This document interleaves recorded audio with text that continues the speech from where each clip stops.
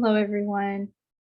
I'm Joelle Dela Cruz, and this is my capstone project, and I entitled it Voter Empowerment. And I wanted to take kind of a couple topics that I'm interested in and passionate about, which is voters' rights and accessibility, and working with disabled clients. And so my needs statement for this project was voters, both disabled and non-disabled, in Washington state need the knowledge and skills for addressing accessibility issues, how to be an advocate for voters' rights, and how to be involved in the voting process through educational materials and resources. And kind of the goal statement was through continued education and advocacy work. Our goal is to empower individuals to use their knowledge towards advancing voters' rights and how to be involved in the democratic process. And kind of the theory that I had chose to look at this project at is systems theory. And I chose systems theory because, as you know, systems theory is looking at a individual as the product of their social environment at multiple levels of their environment. So the micro, meso, and macro levels. And I had wanted to look at this issue because the reason people, they have access to voting or not is at both the individual level and kind of their, immediate community and their social circles and the larger, community and larger things like policy.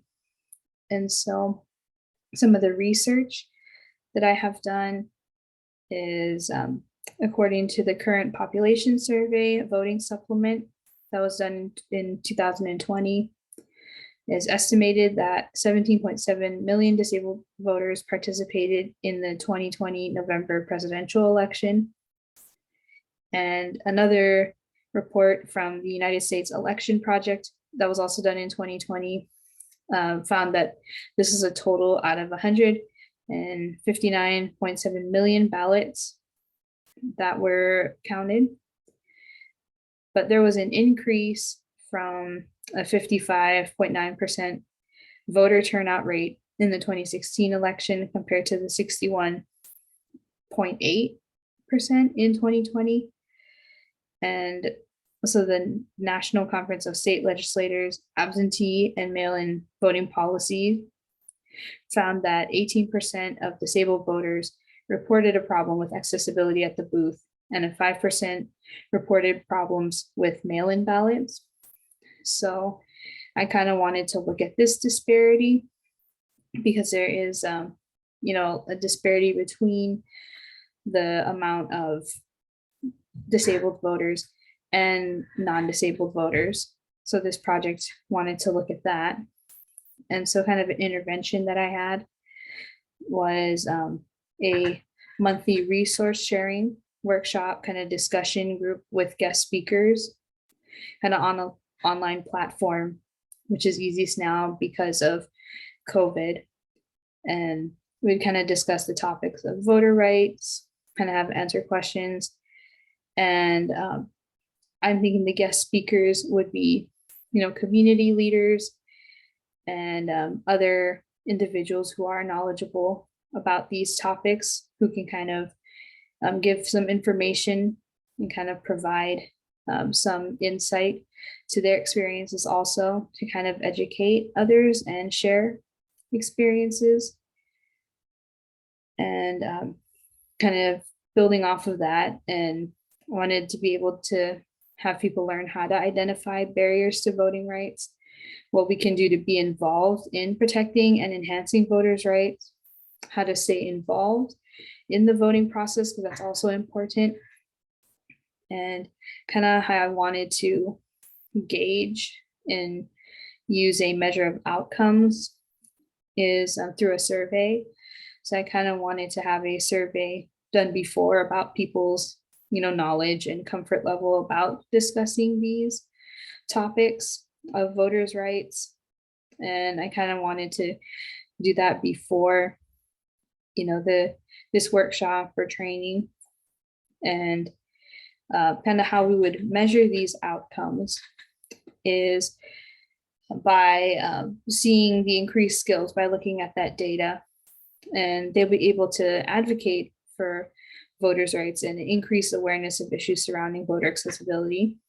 And the other outcome is a knowledge outcome, and the voters will stay involved in all stages of the voting process.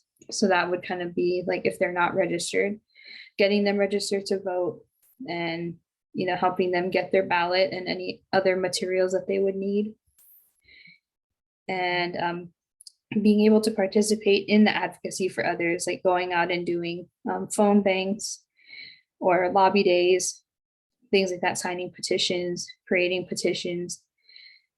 And the indicator would be being able to identify issues, kind of looking at, and if they notice any issues. And another indicator would be being able to know the voting process and their options for voting. So in these workshops, discussion groups, being able to kind of address these issues and getting any questions answered, or being able to share resources on how to do and meet all of these goals. And again, going back to the evaluation, would be observing the data. And also, if we can see an increase in voter registration data, this can meet the outcome and goal. And if we are able to get more individuals to participate and like voter turnout, if that increases, then this will meet the objective and goals. Kind of looking at that data and being able to help people be more knowledgeable on how to register, making sure their registration is up to date and things like that. And another measure would be, as I mentioned earlier, the pre-survey and post-survey, being able to measure the data and their confidence of how they felt before these discussions and after, and kind of answering questions on, rating their scale or short answer questions on how to do that. And so this would be kind of more informal discussions and just bringing awareness, because I felt like discussions through my qualitative data that I had collected, being able to have these open discussions is important to this process.